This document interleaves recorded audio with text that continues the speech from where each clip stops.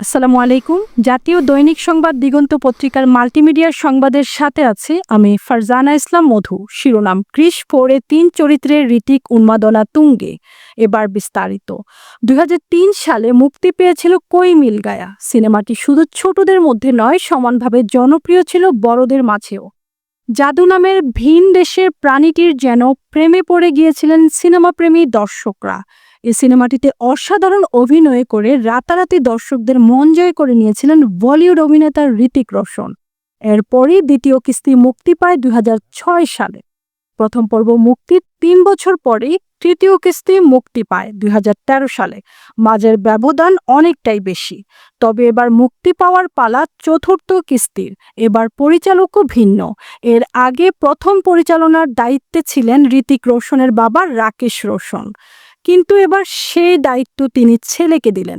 বলিউড ইন্ডাস্ট্রিতে 25 বছর কাটানোর সুবাদে এ সিনেমাটিকে নতুনভাবে সাজাতে চাইছেন অভিনেতা হৃতিক রোশন। জানা গেছে, অতীত থেকে ভবিষ্যৎ দুটোই সমানতালে সিনেমার গল্পে থাকবে। নায়ক থেকে খলনায়ক দুটি চরিত্রেই নাকি দেখা যাবে হৃতিককে। শুধু তাই নয়, এ সিনেমায় তিনি নাকি ত্রয়ী ভূমিকায় অভিনয় করবেন।